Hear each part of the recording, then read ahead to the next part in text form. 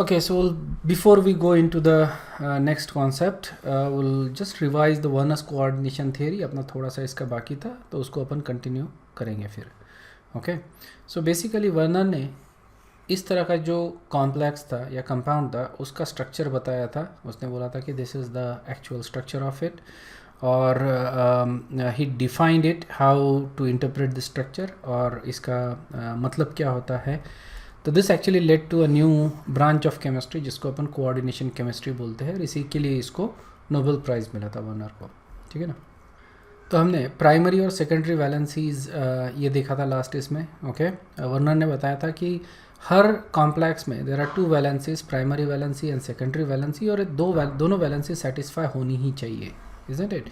Primary valency it corresponds to the oxidation number of the central metal atom. ठीक है ना. These are actually given by negative ions, जैसे कि अपन example लिखा था कोबाल्ट NH3/4 लेता हूँ यहाँ पे, Cl2 एंड Cl, एक Cl बाहर है.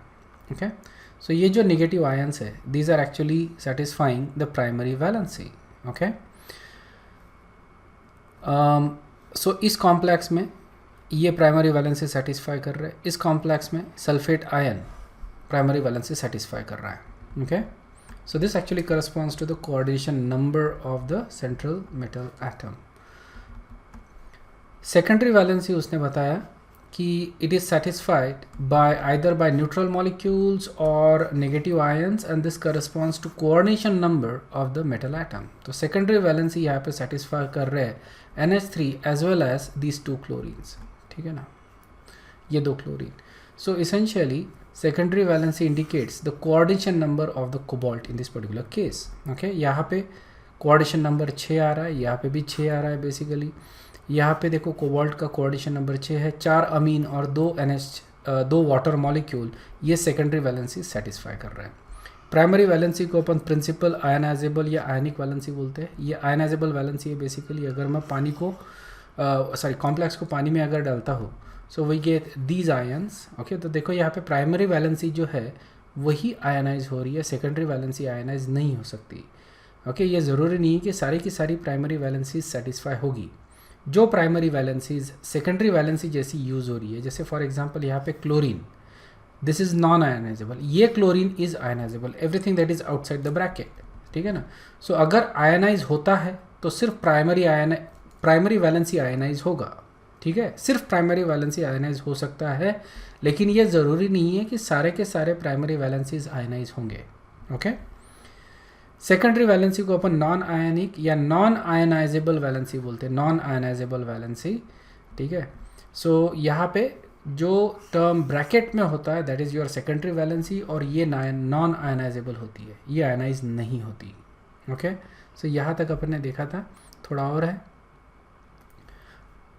प्राइमरी वैलेंसीज जो है वो डॉटेड लाइन से अपन दिखाते इस तरह से.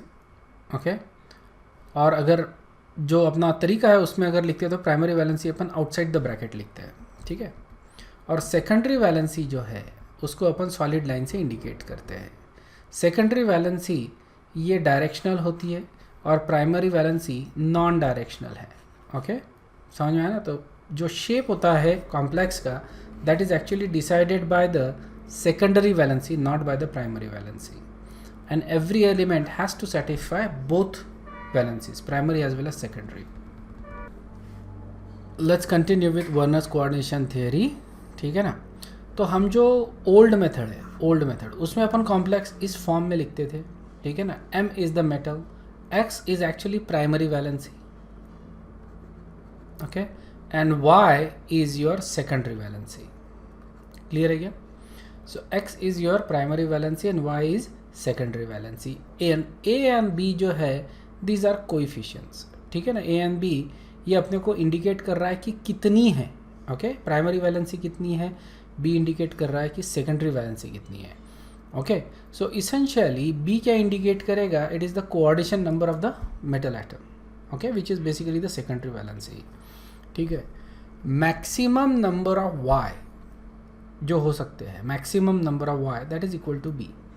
ओके, अगर ये मान के चलते हैं कि मैक्सिमम नंबर जो हो सकते हैं Y के that is equal to B, तो मिनिमम नंबर जो होंगे y के that is b minus a. Okay, b minus a that is going to be the minimum number. Example ले लो CONH3. ओके, या फिर CO ऐसा लिखते हैं इसको. एग्जाम्पल लेते हैं COCl3.6NH3. ठीक है ना. तो यहाँ पे y का जो मैक्सिमम नंबर है, okay, that is 6. Yes, y का जो मैक्सिमम नंबर है that is 6 is equal to b, that is the maximum number. Okay, और y का मिनिमम नंबर जो है, y का minimum number that is 6 minus 3. कितना होगा? 3. ये मिनिमम है, ये मैक्सिमम है.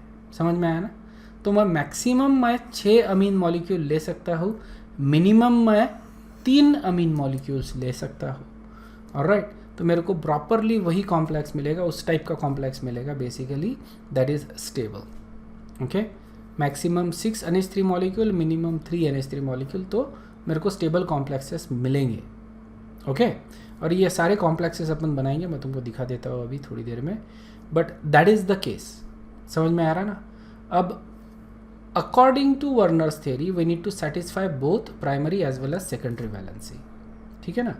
तो अगर मैं 3 NH3 ले रहा हूँ, okay, if I have 3 NH3, तो कोऑर्डिनेशन नंबर तो 6 का है, इसका मतलब मेरे को 3 Cl भी लेना पड़ेगा, isn't it. For this case अगर मिनिमम लेता हूँ मैं, जैसे 3 अगर लिया मैंने NH3, तो मेरे को 3 Cl लेना पड़ेगा to keep up the secondary valency. Alright, इस केस में अगेन मतलब आइदर केस और इनके बीच के भी जो केसेस अराइज होंगे उसमें primary as well as secondary valency ये दोनों सेटिस्फाइड होंगी ही. ऑलराइट, और ये अपन देखते हैं अभी एग्जांपल्स में. ये समझ में आ गया क्या? सो इसेंशियली बोला जाए तो y का वैल्यू जो है मैक्सिमम क्या हो सकता है.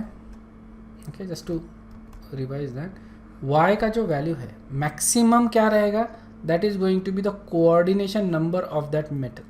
समझ में आया ना. That is going to be the coordination number of the metal. और मिनिमम होगा कि जो काउंटर आयंस है उसका जो a वैल्यू जो होता है उसका कोऑर्डिनेशन नंबर माइनस दैट, तो वो मिनिमम अपने को उतने लेने पड़ेंगे. ठीक है, यहाँ पे अपन NH3 ले रहे हैं, we can also take water और any other species to indicate that. Okay, कोई भी ले सकते हैं, we just taking NH3 as an example, और यहाँ पे Cl as an example. We can interchange और we can change that with different neutral molecule और नेगेटिव आयंस. सो ये मैंने एग्जांपल ऑलरेडी तुमको बताया. Okay, this is the same example we did. Coordination number कितना है? 6 का. तो मैक्सिमम नंबर ऑफ NH3 कितने रहेंगे? 6. मिनिमम नंबर ऑफ NH3 कितने रहेंगे? 3. तो ये केस में 3 मेरे को Cl लेने पड़ेंगे, और ये जो 3 Cl रहेंगे इनका नेचर रहेगा ड्यूअल.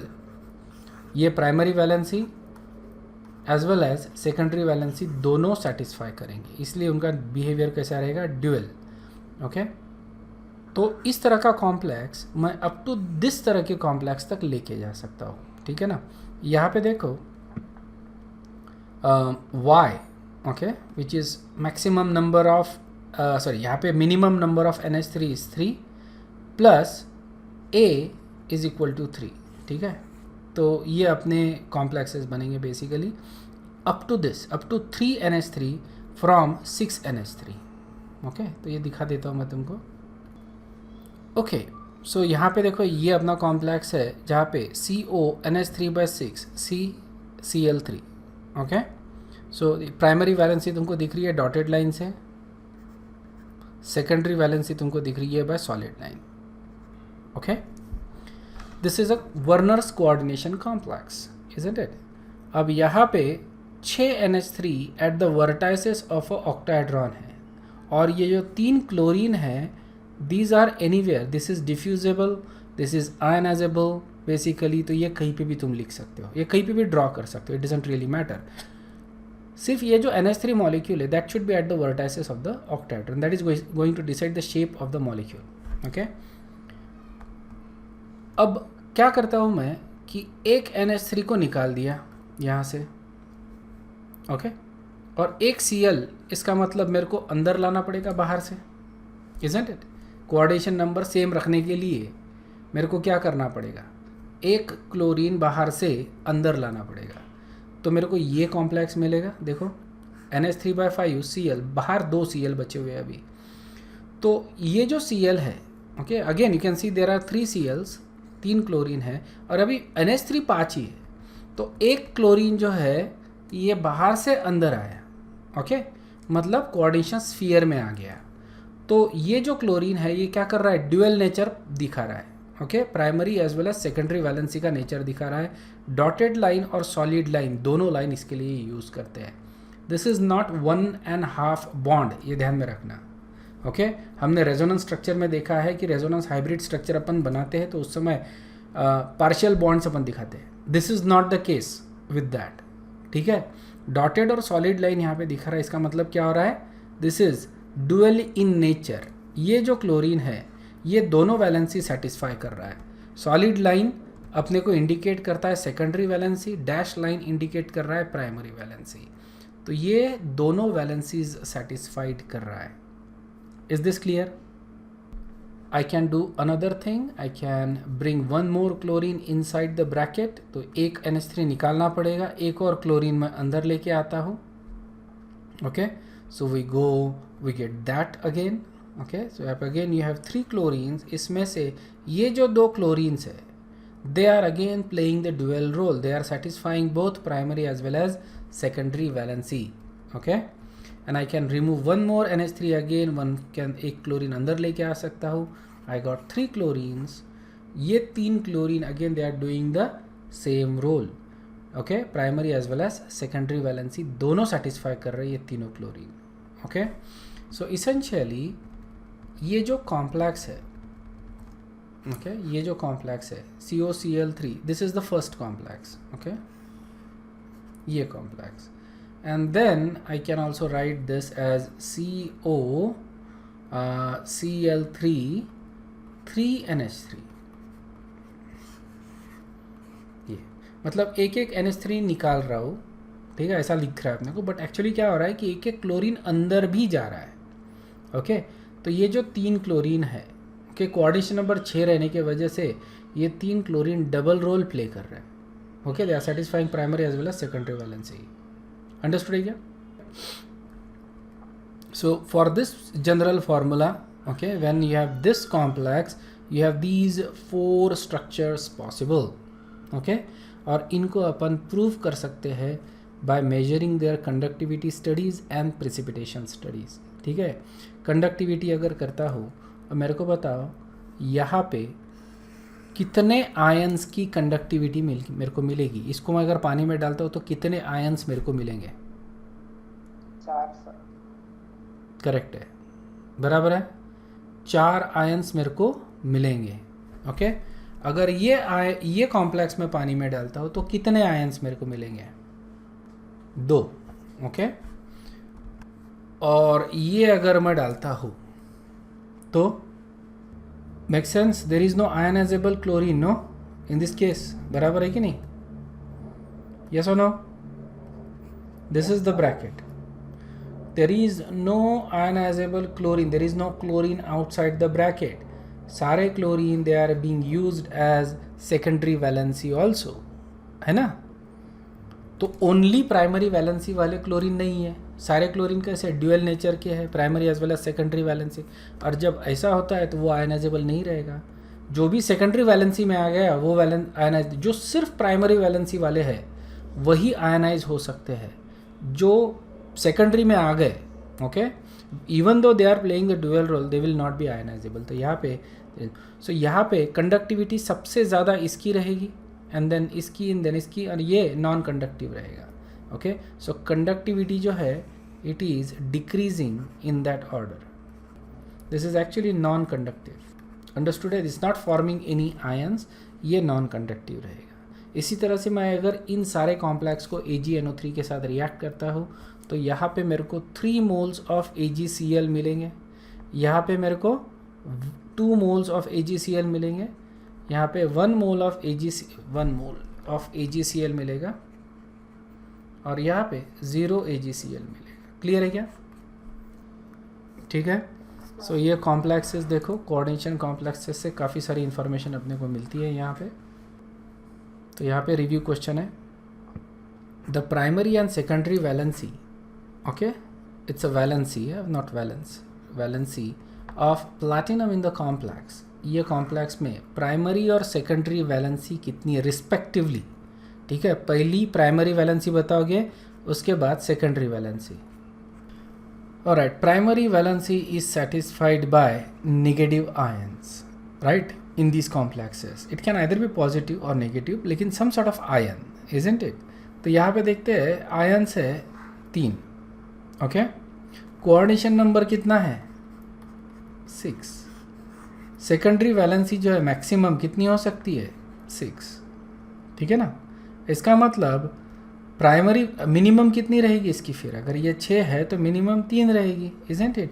तो प्राइमरी वैलेंसी कितनी रहेगी इस पे? ठीक है, मिनिमम 3। लेकिन यहाँ पे अगर देखते हैं तो 3 ब्रोमीन और 1 ये, तो 4, ओके। सो प्राइमरी वैलेंसी कौन है? 3 ब्रोमीन 1 क्लोरीन 4, और सेकेंडरी वैलेंसी देखो 6, okay, 5 NH3 and 1 chlorine. Okay, so that is your primary valency and this is your secondary valency. और यहाँ पे देखो क्लोरीन बराबर बीच में आ रहा है, इसका मतलब क्या हो गया?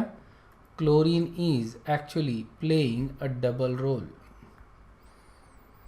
ओके, नेक्स्ट जो कॉन्सेप्ट्स अपन देख रहे हैं that is types of reactions in coordination complexes. ये बहुत आसान है जनरली, इसके ऊपर क्वेश्चन मैंने ज़्यादा देखे नहीं है। Okay, you should however know the type of reactions, ठीक है। it's a very simple concept क्योंकि there's nothing new here, okay। substitution reactions, right, these are the most common type of reaction। basically यहाँ पे क्या करते हैं अपन, एक ligand दूसरे लिगैंड से रिप्लेस कर रहे हैं, इसको अपन बोलते हैं substitution reaction, okay। For example you look at here, okay, 4 amine molecule है, उसको मैं अगर किसी क्लोराइड के साथ रिप्लेस करता हूँ, वन ऑफ द अमीन और मे बी सारे amine, it's called as substitution reaction, ठीक है।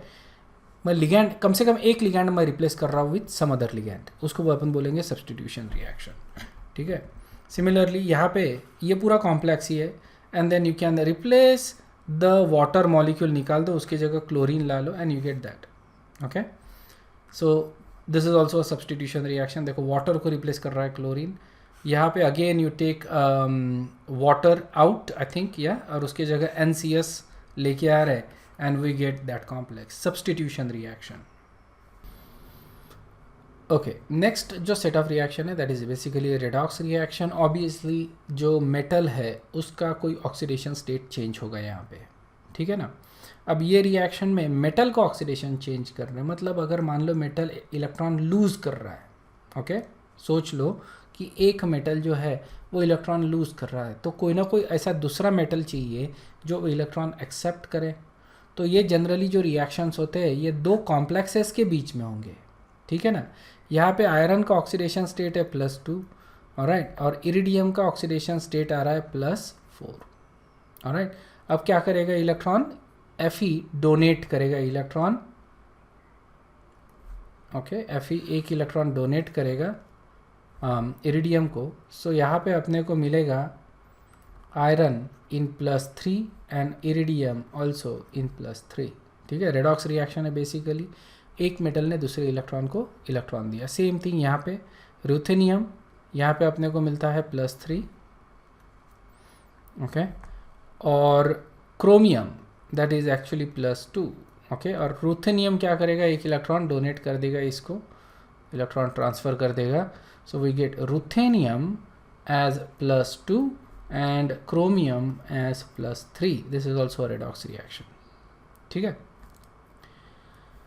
coordination sphere जो होता है that basically does not change, simply the oxidation state of the metal या oxidation number of the metal change होता है, there is no other change in the complex, okay। अगर मान लो इसके साथ कोई प्राइमरी वैलेंसीज लगी हुई है तो वो चेंज हो जाएगी। या जैसे यहाँ पे Cl2 है तो यहाँ पे यहाँ पे Cl3 अगर है तो यहाँ पे ये अपन Cl2 रहेगा, इस तरह से। That is the only change, other than there is no change, review question देख लो. Consider the following reaction PtCl4NH3 blah blah blah. ये किस टाइप का रिएक्शन है, फटाक से बताओ. It's a very easy question. So clearly यहाँ पे देखो क्लोरीन को रिप्लेस कर रहे हैं बाय NH3. सो ये क्या हो गया, substitution reaction. Okay, that is the correct answer for this one. Let's move on to core of coordination chemistry. अभी तक जो अपन ने चीज़ें देखी, these are very simple basic चीज़ें देखी अपन ने. अब अपन देख रहे हैं वैलेंस बॉन्ड थियरी. ठीक है ना, वैलेंस बॉन्ड थियरी. और इसके बाद एक आती है crystal field theory. Okay, crystal field theory, ये इससे अपन कोऑर्डिनेशन कॉम्प्लेक्सेस एक्सप्लेन करते हैं. ठीक है ना. सो सबसे पहले वैलेंस बॉन्ड थियरी देखते हैं. वैलेंस बॉन्ड थियरी अपन ने केमिकल बॉन्डिंग में ऑलरेडी देख चुकी है. VBT जिसको बोलते हैं अपन, रिमेंबर हाइब्रिडाइजेशन वाला कॉन्सेप्ट यहाँ पे अपन ने लाया था. यस, वैलेंस बॉन्ड थियरी में हाइब्रिडाइजेशन का कॉन्सेप्ट अपन लाते हैं, इजंट इट. अपन इसमें क्या मानते हैं कि सिर्फ मतलब तुमको एक केमिकल बॉन्डिंग वाला ओवरव्यू दे देता हूँ कि इसमें क्या करते थे अपन. तो केमिकल बॉन्डिंग में अपन बोलते हैं कि वैलेंस बॉन्ड थियरी के सिर्फ वैलेंस इलेक्ट्रॉन्स जो है वो पार्टिसिपेट करते, inner electrons do not participate in the chemical bonding. Okay, और ये फिर अपन चेंज करते हैं इन मॉलिक्यूलर ऑर्बिटल थियरी की. मॉलिक्यूलर ऑर्बिटल थियरी में सारे इलेक्ट्रॉन्स पार्टिसिपेट करते हैं. वैलेंस बॉन्ड थियरी में अपन ये बोलते हैं कि हाइब्रिडाइजेशन में कि जितने ऑर्बिटल्स चाहिए बॉन्ड बनाने के लिए उतने ऑर्बिटल्स अवेलेबल किए जाते हैं. ऑलराइट, और वो फिर हाइब्रिडाइज होंगे and you get hybrid orbitals, और वो फिर ओवरलैप होते हैं with different atoms molecules to make molecules. ठीक है ना. तो एक जनरल क्रुक्स था वैलेंस बॉन्ड थियरी का. और इसमें कुछ ड्रॉबैक्स थे. ड्रॉबैक से अपन ने मॉलिक्यूलर ऑर्बिटल थियरी में दूर किए थे. वो ही यहाँ पे भी करेंगे, क्योंकि कोऑर्डिनेशन कॉम्प्लेक्सेस की ज्योमेट्रीज एक्सप्लेन करने के लिए सबसे पहले इन्होंने वैलेंस बॉन्ड थियरी ही अप्लाई किया. And then they figured out कि it's not good enough, it doesn't explain certain things. तो उससे फिर उसके लिए फिर नेक्स्ट थियरी प्रपोज की गई, उसको अपन बोलते हैं क्रिस्टल फील्ड थियरी. ठीक है ना. कोऑर्डिनेशन में use crystal field theory. So valence bond theory focuses on how valence atomic orbitals of each atom combine to give chemical bond in a molecule. ठीक है ना. Valence atomic orbitals combines to form chemical bond. Okay, और ये this is in contrast to the molecular orbital theory जहाँ पे अपन बोलते हैं सब कुछ overlap होता है. Okay, so हमने already chemical bonding में study किया है. We can also apply valence bond theory to coordination complexes. यहाँ पे जो bond होता है between the metal and the ligand, metal और लिगैंड के बीच का जो बॉन्ड होता है उसको अपन कोऑर्डिनेट कोवेलेंट बॉन्ड बोलते हैं, इजंट इट, और dative bond in simple word. Okay, जो लोन पेयर होते हैं लिगैंड्स के, loan pair of the ligand enters the vacant orbitals of the central metal atom. Okay, loan pair of electrons goes into the central element. उसका जो element होता है वो central element, उसका जो वेकेंट ऑर्बिटल्स होते हैं उसमें ये जाते हैं. ओके, सो ये थोड़ा सा अपन अप्लाई करना पड़ेगा विथ एग्जांपल्स, उसको देखते हैं अपन. So will take an example of FeH2O/6 3+. Okay, ये कोऑर्डिनेशन कॉम्प्लेक्स देखा अपन ने. Fe का एटॉमिक नंबर होता है 26. इसका इलेक्ट्रॉनिक कॉन्फ़िगरेशन है 3d6 4s2. That is the electronic configuration of Fe. ठीक है, उसको अपन इस तरह से लिख सकते हैं, isn't it. Okay, 3d6 4s2. ठीक है. सो हमेशा याद रखना, लिखना इसी तरह से है. पहले 3d लिखना है, फिर 4s, फिर 4p और फिर 4d. इसी फॉर्मेट में इसको लिखो हमेशा. In coordination chemistry this is the format you need to write. ठीक है, 3d 4s 4p then 3d, so that you don't make mistake. ठीक है. अब if you are comfortable with 4s पहले लिखने से, so that is also fine, लेकिन इस तरह से लिखते हो तो ज़्यादा अच्छे से तुमको समझ में आएगा. Okay, so how do you explain the formation of this complex. ठीक है, and what are the properties of this complex, ये भी अपने को देखना है, वो भी समझना है. तो कॉम्प्लेक्स का फॉर्मेशन कैसे होता है और इसकी प्रॉपर्टीज़ कैसे होती है. यहाँ पे ऑक्सीडेशन नंबर जो है आयरन का दैट इज़ +3. ठीक है ना. यहाँ से अपने को पता चलता है सीधा सीधा +3 है इसका ऑक्सीडेशन नंबर. इसका मतलब मेरे को 3 इलेक्ट्रॉन उड़ाने हैं यहाँ से. तो कौन से उड़ाऊँगा, 2s के, और यहाँ से एक चले जाएगा. ओके, 3d में से. सो इसेंशियली ये तो निकालने पड़ेंगे मेरे को साइमल्टेनियसली, ये एक यहाँ से निकालना पड़ेगा. तो ऑक्सीडेशन स्टेट का इलेक्ट्रॉनिक कॉन्फ़िगरेशन अपन लिखेंगे।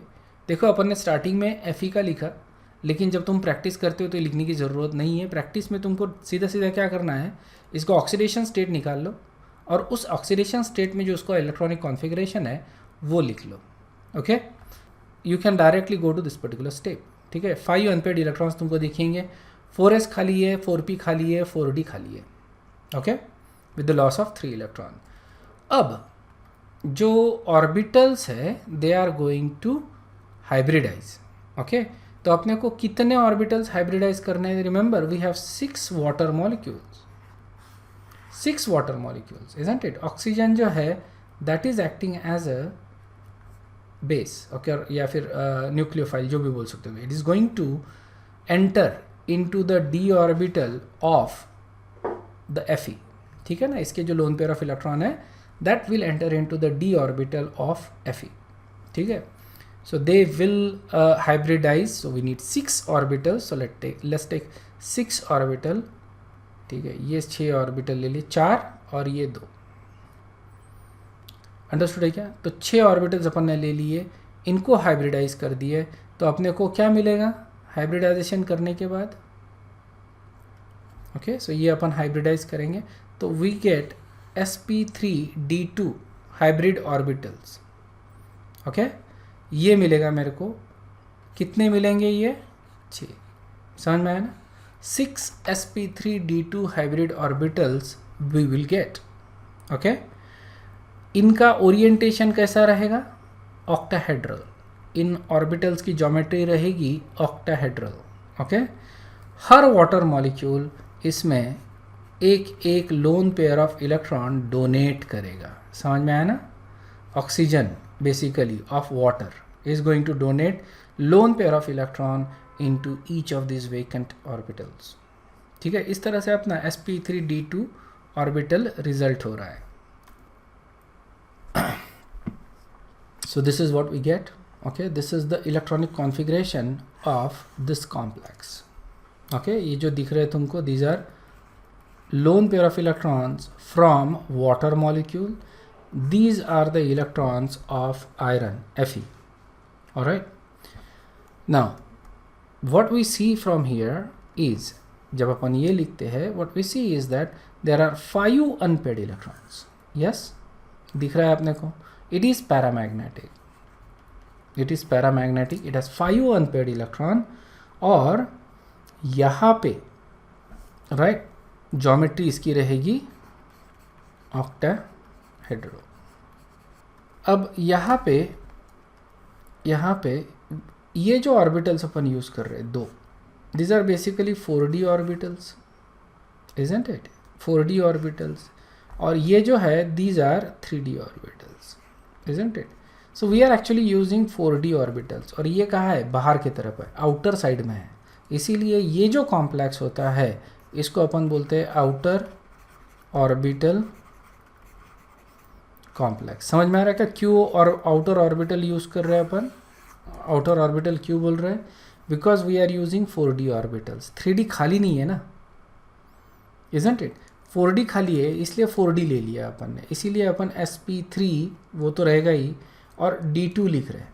Okay, so this is outer orbital complex and it is paramagnetic with 5 unpaired electrons. Okay, next example देखो, FeCN/6। ठीक है ना? अब FeCN/6 में ये दिखता है कि we just have 1 unpaired electron. How? What is going on, right? अभी जो अपन ने देखा था FeH2O3+, ये अपन ने देखा था। और यहाँ पे जो कॉम्प्लेक्स है बेसिकली, इजंट इट? सिमिलर है, सिर्फ लिगैंड चेंज हुआ ना, वाटर की जगह Cn लाया and this is actually 5 unpaired electron, but इसमें एक ही अनपेयर्ड इलेक्ट्रॉन है। How? Okay, how can we account for this? तो फिर से we do the same exercise, we write the electronic configuration of Fe3+ which is this. ठीक है, and then to account for 1 unpaired electron, remember, to account for 1 unpaired electron we need to pair the electrons। Okay, या फिर इसको इस तरह से pair करना पड़ेगा, sorry. this will go here and this will go here. Alright, तो बचा रहेगा that unpaired electron, that is the only unpaired electron here. So यहाँ पे पेयरिंग हो रही है इलेक्ट्रॉन की. इसके पहले वाले केस में पेयरिंग नहीं हुआ था. ओके, अपन ने ग्राउंड स्टेट में ही उसको रिएक्ट करवाया था, और यहाँ पे अपन क्या कर रहे हैं, पेयरिंग करवा रहे हैं और उसके बाद उसको रिएक्ट करवा रहे हैं. Okay, so now because of the pairing, this is the excited state electronic configuration of Fe3+. ये समझ में आ गया क्या? This is ground state, oops sorry, this is ground state and this is excited state electronic configuration. Is this clear? यहाँ पे ये जवाब अपने को नहीं मिलता कि ये पेयरिंग यहाँ पे क्यों हो रही है, यहाँ पे क्यों नहीं हुई. ठीक है, ये अपने को बाद में पता चलता है, बट यहाँ पे अपन पेयरिंग करवाएंगे तभी अपने को एक इलेक्ट्रॉन अनपेयर्ड मिलेगा. ठीक है, क्योंकि वाटर के सारे इलेक्ट्रॉन्स पेयर्ड है. Okay, so then we hybridise. Okay, so hybridise करेंगे अपन. तो यहाँ पे देखो जो 2 है डी के वो खाली है. So let me just go back a little bit. So अब अपने को हाइब्रिडाइजेशन करना है. ये डी जो है 3D, दीज आर एम्प्टी ना, isn't it? तो 4D क्यों लेंगे अपन, 3D ले लेंगे. ये मैंने हाइब्रिडाइज करवा दिया. सो ये हाइब्रिडाइजेशन क्या रहेगा, D2sp3. देखो D पहले लिख रहा हूँ मैं, D2sp3. क्यों? क्योंकि we are actually using 3D not 4D.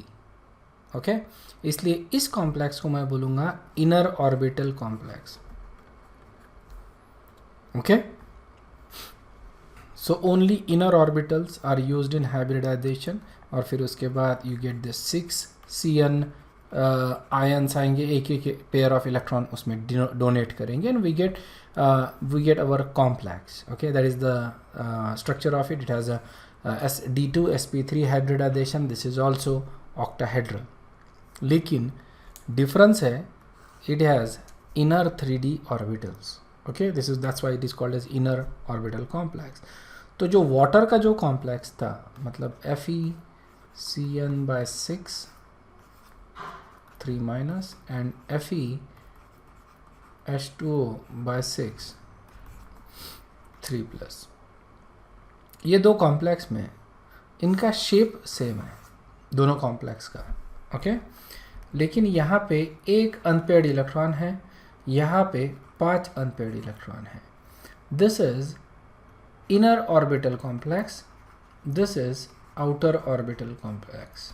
Okay, so although दोनों का शेप सेम है, ओके, दोनों का शेप ऑक्टाहेड्रल है, लेकिन there is a difference in their magnetic properties. There is a difference on the charges. You can see this one is negatively charged, this one is positively charged. तो obviously यहाँ पे अपन iron बोलेंगे, यहाँ पे अपन ferret बोलेंगे, isn't it? इसको अपने को फेरेट बोलना पड़ेगा, isn't it? So that's the difference. नाम में भी डिफरेंस आ जाएगा मेटल के. So that's what the ligands actually do. Okay, ये लिगैंड की वजह से ही हो रहा है, क्योंकि the only difference between these two complex है लिगैंड, और लिगैंड की वजह से भले ही उनका शेप सेम आ रहा है इस केस में, but there is a change in their properties.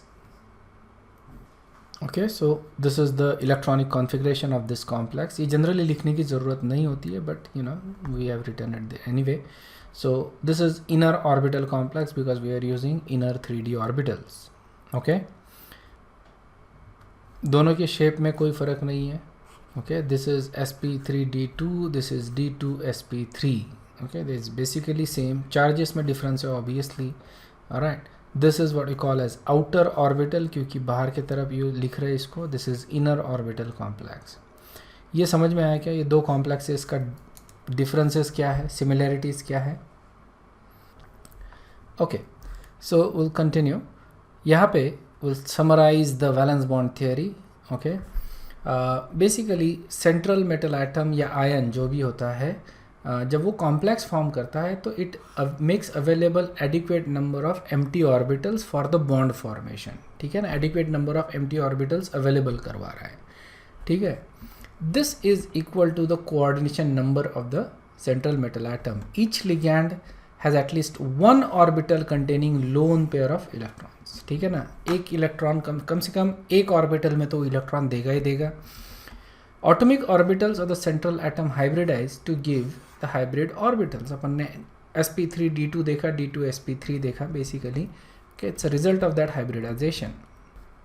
We can also have inner orbital and outer orbital complex. Inner orbital में अपन n-1d orbital use करते हैं और outer orbital में nd orbital use करते हैं. Okay? ये इनर ऑर्बिटल और outer orbital complex क्यों फॉर्म होते हैं ये अपन क्रिस्टल फील्ड थियोरी से एक्सप्लेन करते हैं, जो अपन आगे देखेंगे. ठीक है, ये इसका एक्सप्लेनेशन यहाँ पे नहीं मिलता, वैलेंस बॉन्ड थियोरी में नहीं मिलता. यहाँ पे सिर्फ अपन बोलते हैं कि ये फॉर्म हो रहे हैं, लेकिन क्यों फॉर्म हो रहे हैं इसका एक्सप्लेनेशन अपने को क्रिस्टल फील्ड थियोरी से लेना पड़ता है. ओके और फिर there are diamagnetic and paramagnetic substances. ये अपने को मालूम है अनपेयर्ड इलेक्ट्रॉन नहीं है तो डायमैग्नेटिक, और अनपेयर्ड इलेक्ट्रॉन है तो paramagnetic.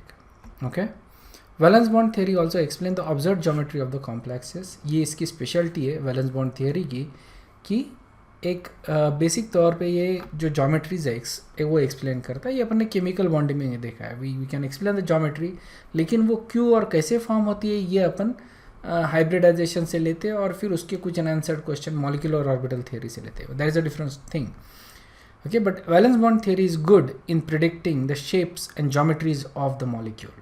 So what are the shortcomings? Shortcomings of valence bond theory. Valence bond theory does not explain how the inner and outer orbital complexes are formed. इसका explanation valence bond theory से नहीं मिलता. It does not distinguish between the weak and strong ligand which are responsible for forming inner and outer orbital complex. ठीक है ना, week और strong ligand ये inner orbital complex या आउटर ऑर्बिटल कॉम्प्लेक्स बनाते हैं. ठीक है ना, इनफैक्ट वीक लिगैंड जो है वो आउटर ऑर्बिटल कॉम्प्लेक्स बनाते हैं और स्ट्रॉन्ग लिगैंड जो है वो इनर ऑर्बिटल कॉम्प्लेक्स बनाते हैं. ये अपने को फिर से क्रिस्टल फील्ड थियरी से ही पता चलता है. And it does not give quantitative interpretation of magnetic data. ठीक है ना, it basically works backwards कि we know the magnetic property and then we explain the structure based upon the magnetic property, लेकिन we cannot predict कि इसका magnetism कितना रहेगा based upon valence bond theory. Here is a review question. Which of the following are outer orbital complexes? बताओ. Alright. So outer orbital complex में अपन outer d orbitals use करते हैं. Okay, so these are the correct options. So correct answer is D. So now we're gonna talk about crystal field theory, CFT. crystal field लिखा है मैंने. Okay, so field होना चाहिए या double L. crystal field theory. Okay, FIELD. Okay, so इसका spelling होता है FIELD. field theory, field नहीं. ओके, ई और एल इंटरचेंज हो गए. सो मोस्ट शॉर्टकमिंग्स जो है वैलेंस बॉन्ड थियरी के they can be overcome by crystal field theory. ठीक है, according to crystal field theory, ध्यान में रखो, interaction between the transition metal and the ligands arises from attraction between. Okay, मतलब interaction काय के बीच की बात कर रहे हैं अपन, मेटल एटम और लिगैंड. ठीक है ना, इनका अट्रैक्शन है. क्यों अट्रैक्शन है? क्योंकि the positively charge metal cation है और नेगेटिवली चार्ज अनायन है, या फिर नॉन बॉन्डिंग इलेक्ट्रॉन से. न्यूट्रल अगर लिगैंड रहेंगे तो उसमें नॉन बॉन्डिंग इलेक्ट्रॉन्स रहेंगे, isn't it? So basically a positively charge species and electrons, इनका अट्रैक्टिव फोर्स है जिसके वजह से इनके बीच में इंटरेक्शन होता है. ओके, इन क्रिस्टल फील्ड थियरी लिगैंड्स को हम पॉइंट चार्जेस मानते हैं फॉर सिंप्लीफिकेशन. ठीक है, we consider all ligands to be a point charge, matlab just like a point charge. So this is like a negative charge and the metal is basically like a positive charge. Okay, and they are going to attract each other. matlab ki crystal field theory में अपन ionic bonding consider कर रहे हैं, isn't it? for simplification purpose के लिए अपन crystal field theory में क्या consider कर रहे हैं? ionic bonding. Okay, so that's the thing. crystal field theory assumes ionic bonding instead of covalent bonding. तो इसका अपन कुछ एग्जांपल्स देखते हैं क्रिस्टल फील्ड थियरी का और इसका एप्लीकेशन देखते हैं with example. So before we go to the examples, एक चीज़ अपने को देखनी पड़ेगी which is let's look at a complex, okay, with a coordination number 6. obviously d orbital involve रहेगा ही रहेगा. कोऑर्डिनेशन नंबर कितना है 6 का. ठीक है, तो देखो होता क्या है. So we have 5 d orbitals. कौन से हैं? D X Y, D Y Z, D X Z, D x square dash Y square and D Z square. These are d orbitals. ठीक है ना. अब ये d ऑर्बिटल्स क्यों है? ओके, मतलब दीज आर द ऑर्बिटल्स. ये इक्वल एनर्जी के है ना. इक्वल एनर्जी के जब होते हैं तो इसको अपन बोलते हैं degenerate orbitals. Okay, so these 5 orbitals are degenerate orbitals because इनकी एनर्जी लेवल सेम है. Okay, they are at the same energy level, that's why they are called as degenerate orbitals. Okay, तो ये है तुम्हारे shapes of the orbitals. D Y Z, D X Z, D X Y, X square dash Y square, D Z square. Yes, ये अपन ने देखे हैं chemical, अपन ने जब केमिकल बॉन्डिंग देखा था इसमें जो शेप्स देखे थे ऑर्बिटल्स, मैंने तुमको ये दिखाए भी है. Okay, now what is the difference in this orbitals? अगर तुम देखते हो ये ऑर्बिटल्स, ये 3 orbitals, what is the difference in these orbitals? Well, there is no difference. They are identical in all respect. सिर्फ क्या हो रहा है कि they are oriented in different axes और different planes. isn't it? They are oriented in different planes. जैसे ये जो ऑर्बिटल है, okay, so if you look at this orbital that is in between y and z, इसलिए इसको अपन क्या बोल रहे हैं? yz orbital. ठीक है ना. if you look at these orbital, यहाँ पे it is in between ये x and z, x और z के बीच में, इसलिए xz या zx बोलेंगे इसको. ये जो ऑर्बिटल है that is in between x and y, इसलिए इसको क्या बोल रहे हैं? xy. Okay, so they are identical. The only difference is that they are differently on different planes basically. ठीक है ना. कौन से xy प्लेन में है या फिर zx प्लेन में है, ये है. Okay, this orbital is also similar to these 3 orbitals. यहाँ पे डिफरेंस आता है कि ये जो ऑर्बिटल्स है they are on the axis. कौन से एक्सिस है? x और y. ओके, ये x एक्सिस है एंड ये y एक्सिस है. x और y एक्सिस पे ये ओरिएंटेड है. That's why they are called as x square dash Y square, not x square minus Y square. Mathematics नहीं है.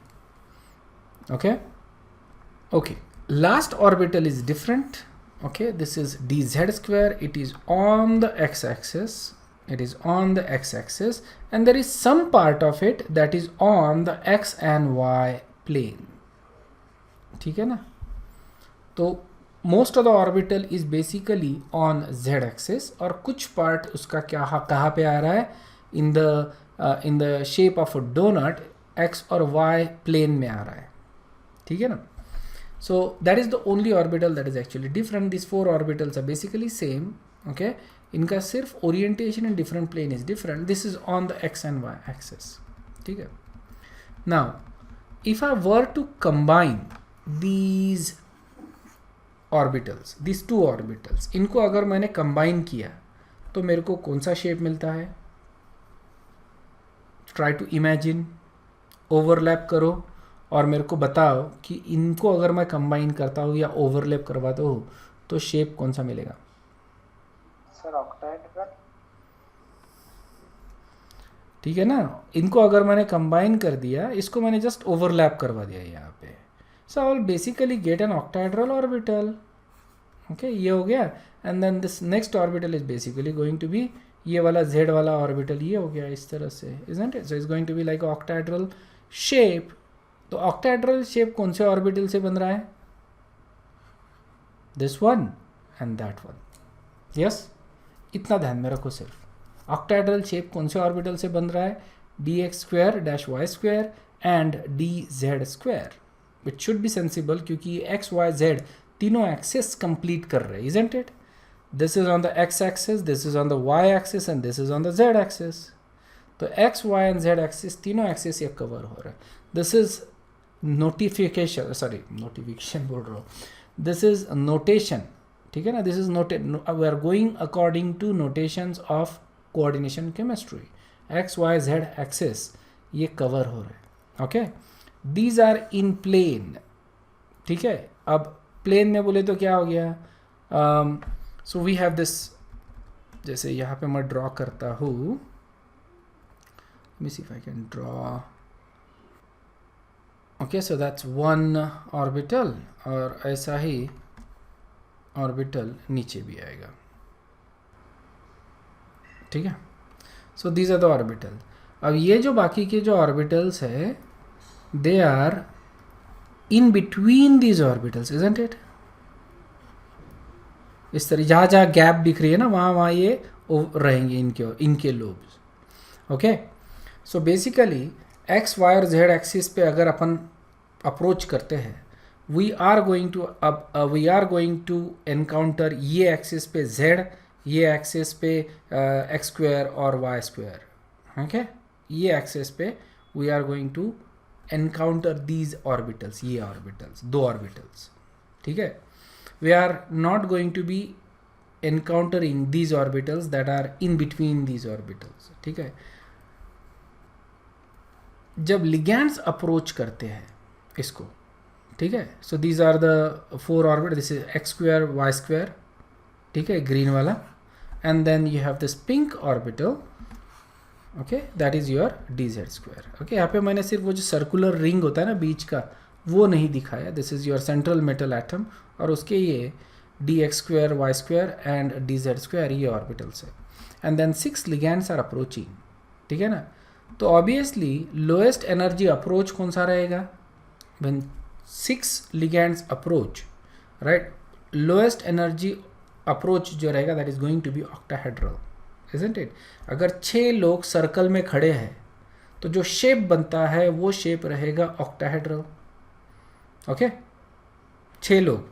Okay, so one has to be on the top, isn't it. So 6 और ligands when they approach तो इनका approach ही रहेगा octahedral approach, isn't it? So this is the shape we will get an octahedron. Okay, so यहाँ से जो geometry arise होती है that is always going to be कौन सा, octahedral.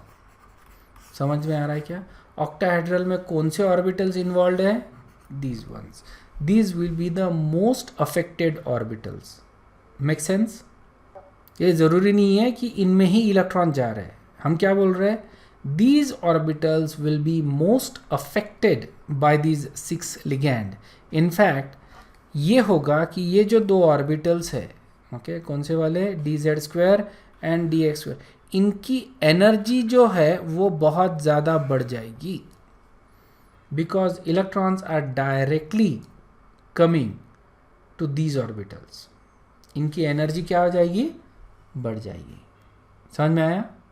we will get octahedral shape but energy of these orbitals are going to be very high as compared to जो बचे हुए 3 ऑर्बिटल्स हैं, जो बचे हुए 3 ऑर्बिटल्स हैं. ओके, सो होता क्या है कि when this happens, ओके, ये जो d x square z square है, okay, they are directed towards the corner of a tetrahedron और these lie in between the axes.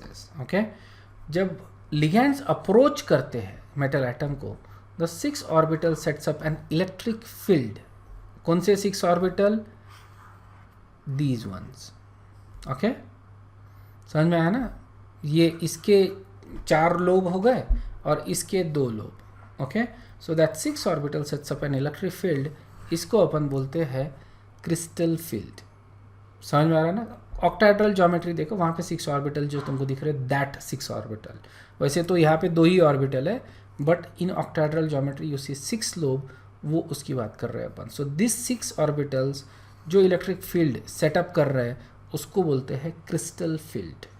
ये क्रिस्टल फील्ड इसलिए बोल रहे हैं क्योंकि it is resulting from the crystalline structure of the metal. Okay, okay, जब जो लिगैंड्स अप्रोच हो रहे हैं तो ये डीजेनरेसी जो है रही है, जो मेटल के जो 5 डी ऑर्बिटल थे that was at the same energy, ये निकल जाएगी. Okay, these 5 orbitals are not going to be degenerate, मतलब इक्वल एनर्जी के नहीं रहेंगे। इसमें 2 सेट्स ऑफ ऑर्बिटल अपने को मिलते हैं। एक होता है dx² एंड dz²। देखो यहाँ पे एनर्जी बढ़ गई है इनकी, isn't it? इनको अपन बोलते हैं Eg। इनकी एनर्जी बढ़ जाती है क्योंकि जो लिगैंड्स आ रहे हैं वो डायरेक्ट इनको आ रहे हैं ना, डायरेक्ट ही आ रहे हैं इनके ऊपर, इसीलिए इनकी एनर्जी बढ़ गई। इनके ऊपर नहीं आ रहे या इसलिए इनकी एनर्जी कम हो जाएगी, इसको अपन बोलते हैं T2G। ठीक है, these are the names from their spectroscopic lines. इसलिए सोचो मत क्या होता है इसका मतलब। These are called Eg and these are called T2G। And this is how the crystal field look like. These are orbitals that are degenerate, okay, these are degenerate orbitals, ठीक है ना। all the 5 orbitals are of the same energy, लेकिन जब ligands इनके पास आते हैं, कितने 6 ligands जब आएंगे इनके पास, तो क्या होता है, तो इनकी डिजेनरेसी नहीं रहेगी। रिमेंबर, ये ऑर्बिटल्स सबसे ज़्यादा अफेक्टेड रहेंगे by this ligands।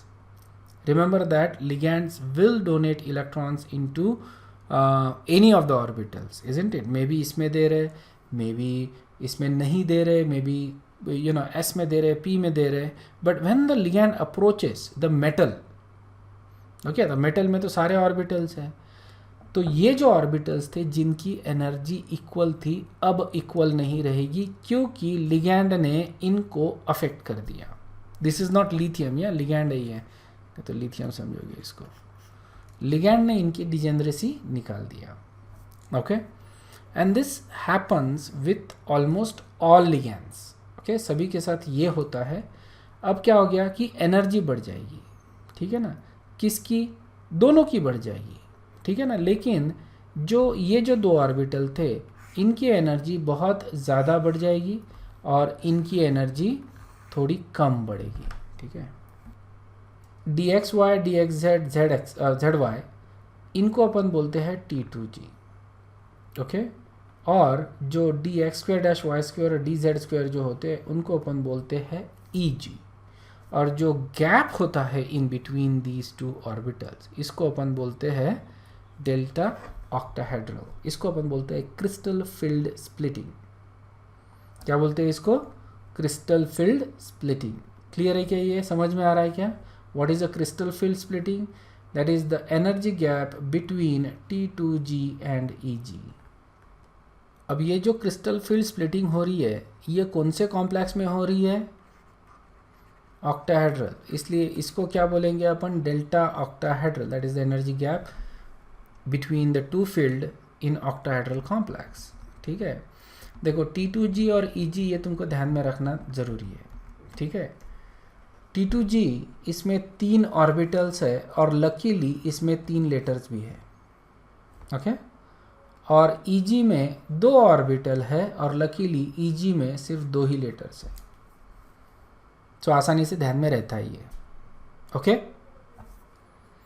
So this is a very important point, क्योंकि रेस्ट ऑफ द जो कोऑर्डिनेशन केमिस्ट्री है that basically depends upon this particular concept, okay. You get 2 field Eg and T2G और यहाँ पे अपने को क्रिस्टल फील्ड स्प्लिटिंग मिल रही है। ये जो डेल्टा जो है that will actually depend upon metal, okay, oxidation state and ligand. समझ में आ रहा है? और कॉम्प्लेक्स के ऊपर भी, टेट्राहेड्रल है, ऑक्टाहेड्रल है, स्क्वायर प्लेनर है, उसके ऊपर भी डिपेंड करता है। बट फॉर ओनली ऑक्टाहेड्रल अगर कंसिडर करें, ऑक्टाहेड्रल कॉम्प्लेक्सेस के लिए, तो मेटल कौन सा है, उसका ऑक्सीडेशन स्टेट क्या है और कौन से लिगैंड्स है, इसके ऊपर ये डिपेंड करेगा। क्लियर है क्या? The values depend upon several factors. Geometry of the complex, octahedral है, टेट्राहेड्रल है, स्क्वायर प्लेनर है, इसके ऊपर तो डेफिनेटली डिपेंड करता ही है, ओके। सीधी बात है ना। यहाँ पे कितने लिगैंड्स आ रहे हैं? 6। यहाँ पे कितने लिगैंड्स आ रहे हैं? 4, ओके। सो 6 लिगैंड ज़्यादा स्प्लिट करेंगे, ज़्यादा एनर्जी बढ़ाएंगे दोनों गैप का as compare to 4 ligands, okay. So geometry के ऊपर तो डेफिनेटली डिपेंड करता है। दूसरा होता है मेटल आयन के ऊपर भी डिपेंड करता है, ओके, कि कौन से सीरीज़ में ये मेटल है। जैसे फॉर एग्जांपल अगर 3D में है, 4D में है, 5D में है, as we go from top to bottom in a group, delta split जो है वो इंक्रीज होता है, ओके।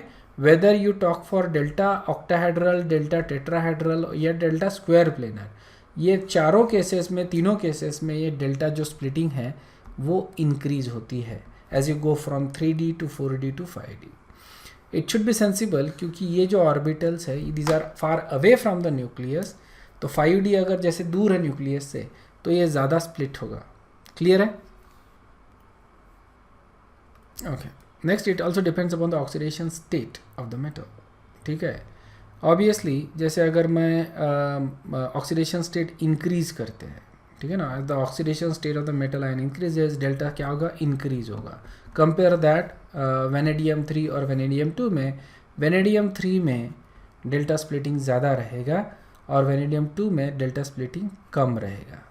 ठीक है ना, यहाँ पे ज़्यादा क्यों रहेगा, क्योंकि इसका अट्रैक्टिव फोर्स ज़्यादा है, इजंट इट, इसका चार्ज डेंसिटी ज़्यादा है, तो ये ज़्यादा फोर्स से लिगैंड्स को अपने तरफ खींचेगा, तो इसके वजह से जो ऑर्बिटल्स है वो ज़्यादा स्प्लिट होंगे, इजंट इट। जो अट्रैक्टिव फोर्स ज़्यादा है तो ऑर्बिटल्स ज़्यादा स्प्लिट होंगे, okay.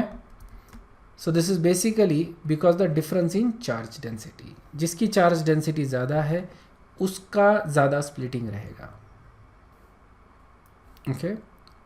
Next factor is basically the strength of the crystal field, okay, strength के ऊपर डिपेंड करता है। मतलब कि स्ट्रेंथ काय के ऊपर डिपेंड करेगा, स्ट्रेंथ ऑफ द लिगैंड के ऊपर डिपेंड करेगा। सो ये बेसिकली लिगैंड के ऊपर डिपेंड कर रहा है, isn't it? मेटल के ऊपर डिपेंड करता है, उसके ऑक्सीडेशन स्टेट के ऊपर डिपेंड करता है, but it also depends upon the ligand and this is a major factor, या मेजर फैक्टर। ये बहुत इंपॉर्टेंट फैक्टर है कि तुमको अंडरस्टैंड करना है कि why it actually depends upon the ligands, okay. Essentially some ligands they produce small delta, some ligands produce large delta। इसी को लेके हम स्पेक्ट्रोकेमिकल सीरीज बनाते हैं, ओके। सो ये अपन आगे देखेंगे बेसिकली। सो कुछ लिगैंड कम स्प्लिट करते हैं, कुछ लिगैंड ज़्यादा स्प्लिट करते हैं, and this has to do with their tendency to make और फॉर्म बॉन्ड, कोऑर्डिनेट बॉन्ड, ठीक है ना। जो लिगैंड ज़्यादा स्ट्रॉन्ग कोऑर्डिनेट बॉन्ड बनाता है, ओके, वो ज़्यादा स्प्लिट करवाएगा ऑर्बिटल्स को। जिसमें ज़्यादा टेंडेंसी है कोऑर्डिनेट बॉन्ड बनाने की, वो ज़्यादा split. It is not the regular covalent bond की बात कर रहे हैं अपन, या आयनिक बॉन्ड की बात कर रहे हैं। We are talking about a bond that is in between the covalent and ionic. Coordinate bond ये दोनों के बीच का बॉन्ड है, isn't it. Donor acceptor bond बोलते हैं इसको, डेटिव बॉन्ड बोलते हैं अपन। सो जो ज़्यादा स्ट्रॉन्ग कोऑर्डिनेट बॉन्ड बनाएगा वो ज़्यादा स्प्लिटिंग करवाएगा, okay. And it also depends upon the proportion, it is also proportional to orbital size, should be, right। ये अपन ने देखा है basically, as you go down the group तो ज़्यादा स्प्लिट होता है। तो ruthenium has a larger splitting than Fe3+, because ruthenium ये बड़ा है, okay. Is a review question, which of the following orbital is an EG orbital. ये जो तीन ऑर्बिटल है, these are T2G, this and dx² ये ऑर्बिटल्स होते हैं EG ऑर्बिटल्स, ठीक है। सो ये तुमको मालूम ही रहना चाहिए बेसिकली, ओके। नेक्स्ट जो अपन देख रहे हैं that is a spectrochemical series. Spectrochemical series basically that is a part of crystal field theory, alright. यहाँ पे सारे लिगैंड्स को अपन ने अरेंज किया है according to their splitting size, ठीक है। डेल्टा स्प्लिटिंग कौन कितना करवाता है उसके हिसाब से अपन ने सबको from decreasing to increasing order में अरेंज किया है, ठीक है। So as you go from left to right, okay, तो डेल्टा जो स्प्लिटिंग है वो इंक्रीज हो रहा है, okay. So for example iodide is the weakest ligand, okay, and carbon monoxide is the strongest ligand. Understood है क्या? Iodine is the weakest ligand and carbon monoxide is the strongest ligand. Now in general basicity basicity increase होती है तो delta increase होता है in general, ठीक है ना। तो यहाँ पे तुमको दिखता है कुछ केसेस में, जैसे iodide, bromide, chloride and fluoride, ठीक है। इनको कंपेयर करो, बेसिसिटी इंक्रीज हो रही है इनमें, okay. Fluoride is the strongest base and iodide is the weakest base. जैसे जैसे बेसिसिटी इंक्रीज हो रही है, क्रिस्टल फील्ड स्प्लिटिंग इंक्रीज हो रही है। Hydroxide base is even stronger, तो उसमें भी तुमको ये ट्रेंड दिख रहा है, ओके। ये बाद में फिर इंटरमीडिएट में आते हैं, so that's the problem, okay. लेकिन it does not depend just on basicity, it also depends upon many other factors, okay. तो सारे फैक्टर्स लिस्ट करना is not possible, but one of the factor is that as the basicity increases, splitting increases, and this is true at least for these cases, okay। तो ये याद रखने में आसान हो जाती है तुम्हारे को, ठीक है ना। so you have iodide, bromide, sulfide, thiocyanide, chloride, nitrate, okay, fluoride, hydroxide, this is oxalate, okay, oxalate, remember that. Then yeah, water, okay, water is actually, and you can see that hydroxide ion ये strong base है than water, but water is a stronger ligand than hydroxide ion, okay। so कुछ ना कुछ और हो रहा है यहाँ पे, isn't it? It's not just about the basicity, it's not just about the charge donation or donation of the electron to the orbital, there is something else that is happening, ये मैं बाद में तुमको explain करूँगा। NCS minus, okay, cyanide, thiocyanide, nitrile, right, acetonitrile, amine, ethylene diamine, nitrite, cyanide, carbon monoxide, ठीक है। Carbon monoxide is a very strong ligand, it is the strongest ligand, okay. और ये सबसे ज़्यादा स्प्लिट करवाता है, ओके। देन सो रिमेंबर कि up to water generally अपन वीक लिगैंड्स कंसिडर करते हैं, इसके पहले वाले जितने भी है, मतलब all these ligands, one second, yeah, these ones and that one, इनको अपन कैसा ligand consider करेंगे, and then you have these ligands, इनको अपन strong ligand consider करेंगे। और ये तुमको याद रखना है पूरे के पूरा order. Basically water is your breaking point, water के नीचे वाले दिस, वाटर एंड वाटर के नीचे वाले these are weak ligand, water के ऊपर वाले दीज आर स्ट्रॉन्ग लिगैंड। ये समझ में आ गया, okay. It is a series basically, ठीक है ना, इट इज़ अ सीरीज। और ये सीरीज काय की है, जो लो से लेके हाई तक क्रिस्टल फील्ड स्प्लिटिंग करवा रहा है, उनको अपन ने अरेंज कर दिया इन इंक्रीजिंग ऑर्डर बेसिकली। सो जो ज़्यादा स्प्लिटिंग करवाता है वो स्ट्रॉन्ग लिगैंड हो गया, जो कम स्प्लिटिंग करवाता है वो वीक लिगैंड हो गया। सो सबसे वीक लिगैंड कौन सा रहेगा, this is the weakest ligand, ठीक है, and this is the strongest ligand, alright. ये सबसे ज़्यादा स्प्लिटिंग करवाएगा, ये सबसे कम स्प्लिटिंग करवाएगा, ठीक है। लेकिन वी नीड ए क्राइटेरिया जिसमें अपन क्लासीफाई कर सके कि this is a weak ligand and this is a strong ligand. तो इंक्रीज हो रहा है ना, इंक्रीजिंग डिक्रीजिंग ऑर्डर, तो एक बेसिक लाइन अपन बना लेते हैं कि अप टू जो वाटर है they are considered weak, after water they are considered strong. ये समझ में आ गया क्या? इसका एप्लीकेशन जब करेंगे तो समझ में आ जाएगा। इतना ध्यान में रखो तुम अभी, वाटर तक वीक, वाटर के बाद वाले strong, okay. And you need to remember, okay, ये सारे याद ही करने हैं तुमको, ऑर्डर में ही याद करने हैं उनको पूरे के पूरे। All of this whole thing needs to be memorized, memorize करना है, ओके। मैं बोल रहा हूँ तुमको इस बार मेमोराइज करने के लिए, करो, मैं कभी बोलता नहीं हूँ मेमोराइज करो करके। ये मेमोराइज कर लो पूरी की पूरी लिस्ट, ठीक है। तुमको एटलीस्ट ये मालूम जाना चाहिए कौन किससे स्ट्रांग है और कौन किससे वीक है, इतना मालूम रहना चाहिए तुमको। पूरा ब्लाइंडली मेमोराइज नहीं किया तो भी चलेगा। ऑलराइट, जो वीक लिगैंड होते हैं वो कैसी स्प्लिटिंग करवा रहे हैं? Small splitting, isn't it. जब स्मॉल स्प्लिटिंग करवाते हैं तो आउटर ऑर्बिटल कॉम्प्लेक्सेस फॉर्म होते हैं। कैसे होते हैं मैं दिखा दूंगा तुमको।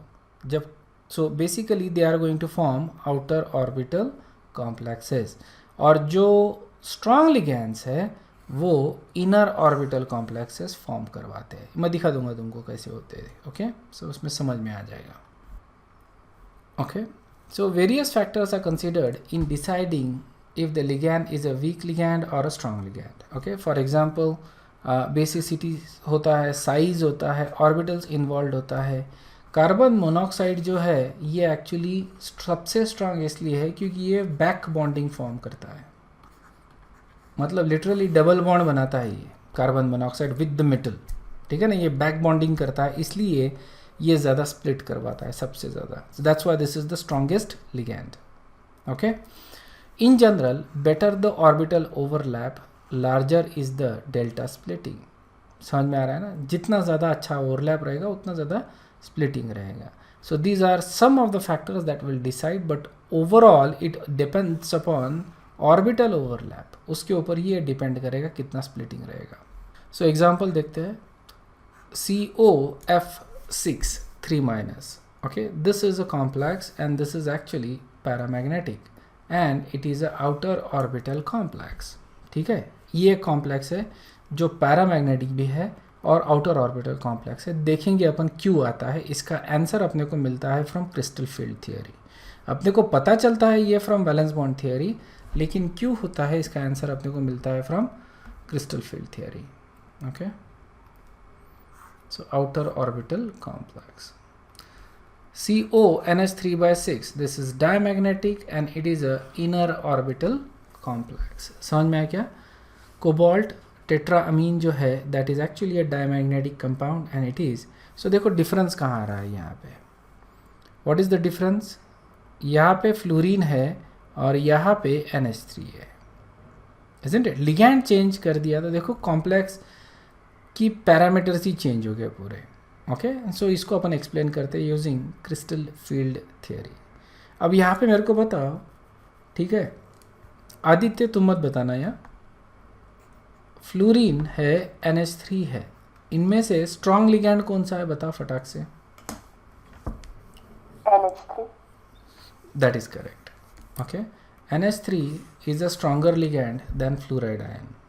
ओके, तो NH3 ये ज़्यादा स्प्लिटिंग करवाएगा, डेल्टा स्प्लिटिंग. ओके, इतना ध्यान में रखो बस. अब कोबाल्ट का यहाँ पे ऑक्सीडेशन स्टेट दोनों इसमें +3 है, so we don't have a problem. Cobalt +3 का हम एटॉमिक नंबर है, उसका अपन ऑक्सीडेशन स्टेट, उसका अपन इलेक्ट्रॉनिक कॉन्फ़िगरेशन लिख लेंगे. ठीक है ना, 2 इलेक्ट्रॉन यहाँ से उड़ा दिए, 1 इलेक्ट्रॉन यहाँ से उठाया, so we get that. Alright, ना पहले अपन ये कॉम्प्लेक्स लेते हैं. कौन सा? COF6 वाला. ठीक है, let's do that and make that complex. COF6. ठीक है, fluoride is a weak ligand. ठीक है ना, ये वीक लिगैंड है, सो इसका जो स्प्लिटिंग रहेगा that is going to be very small. ठीक है, तो यहाँ पे ये ऐसा ही रहेगा, कुछ नहीं होने वाला. ठीक है, जो डेल्टा स्प्लिटिंग है दैट इज़ वेरी स्मॉल, तो इलेक्ट्रॉन ऐसे ही रहेंगे, they are not going to change. ठीक है, हमको जो 4s है, 3p एंड 2d ये ऑर्बिटल्स लेने पड़ेंगे और उनको हाइब्रिडाइज करना पड़ेगा. ठीक है, so we get sp3d2 hybridization. 6 orbitals मिलेंगे अपने को. d कौन सा ले रहे हैं अपन? आउटर. सो ये आउटर ऑर्बिटल कॉम्प्लेक्स है. ठीक है, अब यहाँ पे f माइनस आएंगे, हर एक ऑर्बिटल में 2-2 इलेक्ट्रॉन्स देंगे. ओके, सो ये f आ गए यहाँ पे. So we got this. इसमें ये अपना कॉम्प्लेक्स रेडी हो गया है. अभी इसका हाइब्रिडाइजेशन क्या है? sp3d2. We already know it is a outer orbital complex. यहाँ पे कितने अनपेयर्ड इलेक्ट्रॉन्स है? 6. It has 6 unpaired electrons. Therefore, it is paramagnetic with 4 unpaired electrons and it is a outer orbital complex. समझ में आ रहा है क्या ये अंडरस्टूड है? Yes, sir. ठीक है, nothing is happening, very simple. Just cobalt का रखो, वीक लिगैंड के साथ यही करना है अपने को. ठीक है ना, वीक लिगैंड है, कुछ भी चेंज नहीं करना है. उसका जो भी ऑक्सीडेशन स्टेट है उसका इलेक्ट्रॉनिक कॉन्फ़िगरेशन लिखो. ठीक है ना, इलेक्ट्रॉनिक कॉन्फ़िगरेशन लिख लिए. उसके बाद वाले 6 ऑर्बिटल्स पकड़ लो, उनको है ना जूस बना दो उनका, और फिर वो अपना हाइब्रिडाइजेशन हो गया. And then you just get the complex. Okay, and that you can answer any property of that complex. Okay, practice लगेगा इसके लिए obviously. So outer orbital complex, इसमें देखो अनपेयर्ड इलेक्ट्रॉन ज़्यादा है, इसलिए इसको अपन बोलते हैं high spin complex.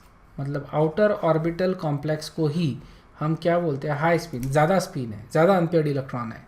Okay, and if you add up all the pairs all the spins, देखो ये पेयर्ड इलेक्ट्रॉन्स हो गए, इनका कैंसलेशन हो जाएगा, एंड देन 1 2 3 4 ये अनपेयर्ड इलेक्ट्रॉन्स, टोटल स्पिन 2 का आ रहा है, इसको अपन बोल रहे हैं हाई स्पिन कॉम्प्लेक्स।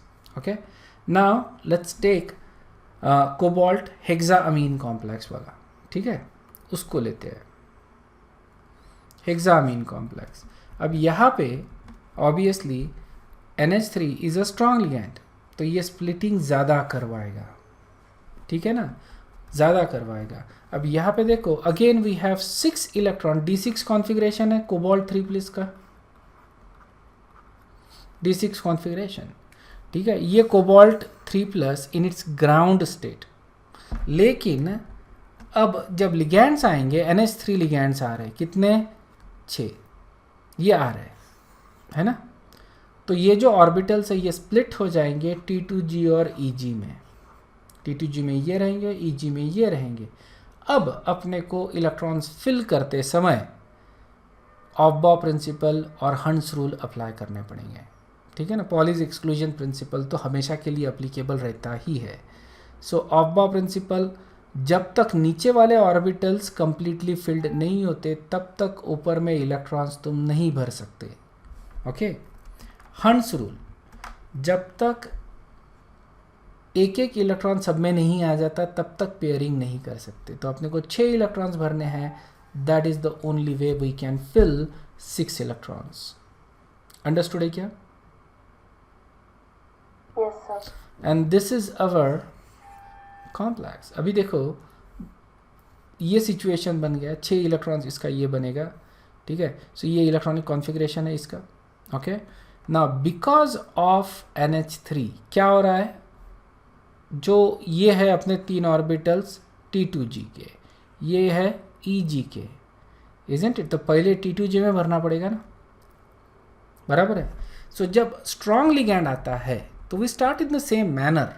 कोबाल्ट का मैंने इलेक्ट्रॉन कॉन्फ़िगरेशन लिख दिया, कोबाल्ट आयन का, लेकिन स्ट्रॉन्ग लिगैंड है तो मैं क्या करूँगा, पेयरिंग करवाऊँगा ऊपर के इलेक्ट्रॉन्स, मतलब कि if you think about it, ये इस तरह से सिचुएशन बनता है, वी हैव 6 इलेक्ट्रॉन्स, राइट, है ना, ये सिचुएशन बन रहा है ना 6 इलेक्ट्रॉन्स का। ओके, बट यहाँ पे मैं इलेक्ट्रॉन नहीं डाल सकता, क्यों, क्योंकि नीचे में इलेक्ट्रॉन्स फिल करना है, तो मेरे को ये इलेक्ट्रॉन्स जो है, सॉरी, ये इलेक्ट्रॉन्स जो है इधर पेयर करवाना पड़ेगा, isn't it? And that is exactly what I'm going to do. जो इलेक्ट्रॉन्स है वो मेरे को पेयर करवाना पड़ेगा, सो ये इलेक्ट्रॉन्स मेरे को पेयर करवाने पड़ेंगे। Okay, so when there is a strong ligand हमको पेयरिंग करनी है इलेक्ट्रॉन्स की। जब पेयरिंग करते हैं तो we get these orbitals empty. Okay, और ये अपन अभी लेंगे for hybridization and we get D2sp3 inner orbital complex. Okay, और अब हर इसमें एक एक NH3 जो आएगा वो इलेक्ट्रॉन डोनेट करेगा and we get CONH3/6 complex. Okay, so ये जो कॉम्प्लेक्स है इसमें कोई भी अनपेयर्ड इलेक्ट्रॉन नहीं है। Can you see that? या सो ये NH3 के इलेक्ट्रॉन्स मान लो and that is our CONH3/6 3+ complex, ठीक है, कोई भी अनपेयर्ड इलेक्ट्रॉन नहीं है, इसलिए this is a diamagnetic complex. यहाँ पे अपन इनर 3D यूज़ कर रहे हैं for forming the complex. This is going to be inner orbital complex. Okay, ये इनर ऑर्बिटल कॉम्प्लेक्स है अपना, क्लियर है क्या? अब इनर ऑर्बिटल, इसको अपन बोलते हैं लो स्पिन कॉम्प्लेक्स। क्या बोलते हैं इसको? लो स्पिन कॉम्प्लेक्स, क्योंकि इसमें अनपेयर्ड इलेक्ट्रॉन्स कम होते हैं या फिर ये डायमैग्नेटिक भी हो सकता है, इसलिए इसको क्या बोल रहे हैं अपन? लो स्पिन कॉम्प्लेक्स। और सारे इलेक्ट्रॉन्स पेयर्ड रहने के वजह से इज गोइंग टू बी 0। सिर्फ अपन डी के इलेक्ट्रॉन्स देख रहे हैं, डी में ही अपने को पेयर्ड या अनपेयर्ड इलेक्ट्रॉन्स मिलेंगे, मतलब अनपेयर्ड इलेक्ट्रॉन्स अपने को डी में ही मिलेंगे, बाकी इलेक्ट्रॉन्स तो पेयर्ड होती ही है। सो this is Diamagnet, it is inner orbital complex and it is low spin orbital. So this is basically a difference between a high spin complex and low spin complex. काम करते हैं ये difference अपन next इसमें देखेंगे. We'll just revise these differences in the next class. Okay, so यहाँ पे भी अपन रुकते हैं और इसको continue करेंगे next class में. Okay, thank you very much. Bye bye.